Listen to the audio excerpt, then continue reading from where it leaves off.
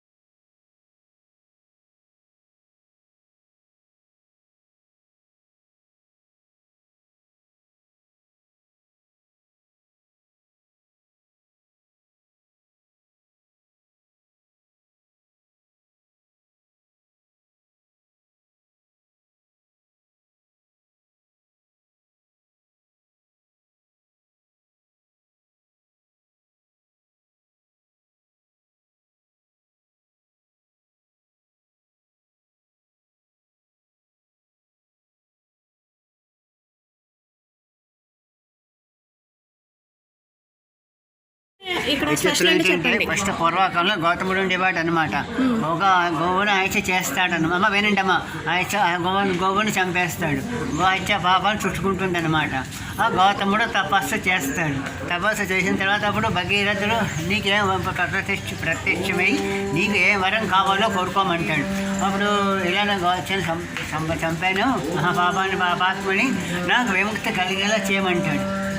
అప్పుడు అంటే గోదావరి 7 పాయలుగా విడిపోతుంది. గోదావరి శివుడు జటాదుల నుంచి 7 పాయలుగా విడిపోతుంది. విడిపోవడం వల్ల ఇక్కడ గౌతముడు వెళ్ళేయడం చేత గోష్పాద క్షేత్రం పేరు వచ్చిందనమాట. గౌతముడు వెళ్ళేయడం చేత గోష్పాద క్షేత్రం పేరు వచ్చిందనమాట. ఈ గోష్పాద క్షేత్రంలో 12 దేవాలయాలు వెలిసాయి అనమాట.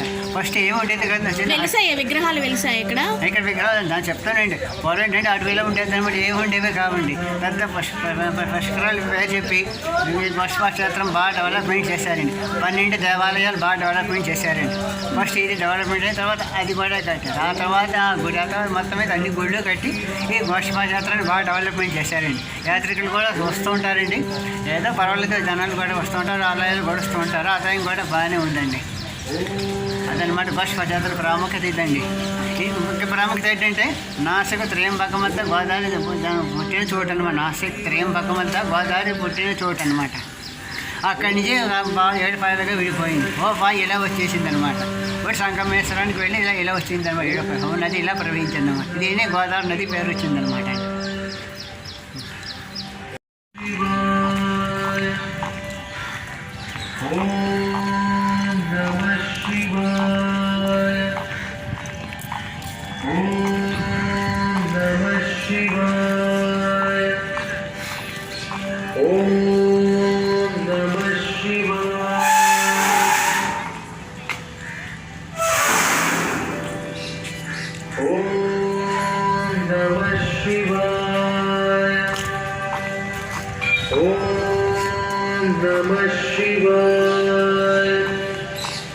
భక్తులకు విజ్ఞప్తి.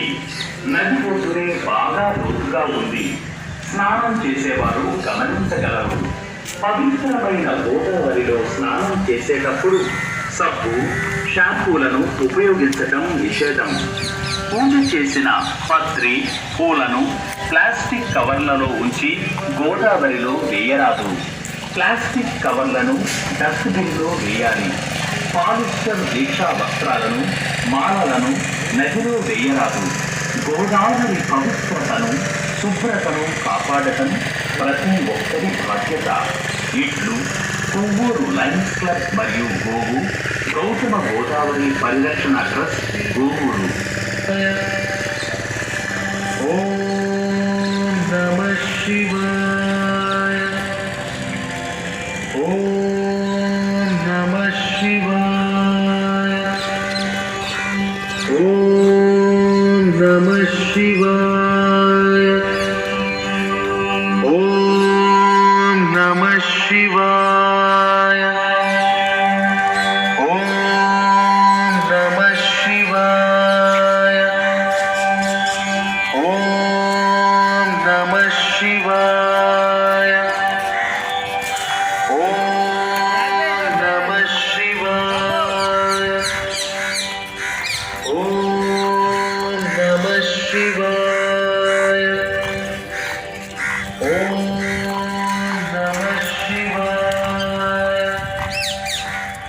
ఓం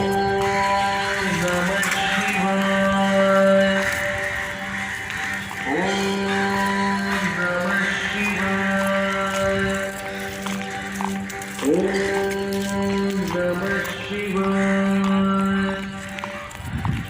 ఓం నమః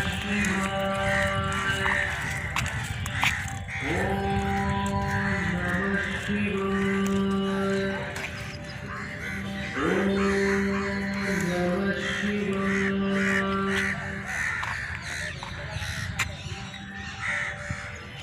ఓం నమః శివాయ. ఓం నమః శివాయ. భక్తులకు విజ్ఞప్తి. నది ఒడ్డునే బాగా లోతుగా ఉంది. స్నానం చేసేవారు గమనించగలరు. పవిత్రమైన గోదావరిలో స్నానం చేసేటప్పుడు సబ్బు, షాంపూలను ఉపయోగించటం నిషేధం. పూజ చేసిన పత్రి, పూలను ప్లాస్టిక్ కవర్లలో ఉంచి గోదావరిలో వేయరాదు. ప్లాస్టిక్ కవర్లను డస్ట్బిన్లో వేయాలి. పాలిస్టర్ దీక్షా వస్త్రాలను, మాలలను నదిలో వేయరాదు. గోదావరి పవిత్రతను, శుభ్రతను కాపాడటం ప్రతి ఒక్కరి బాధ్యత. కొవ్వూరు లయన్స్ క్లబ్ మరియు గోవు గౌతమ గోదావరి పరిరక్షణ ట్రస్ట్ గోవూరు. ఓం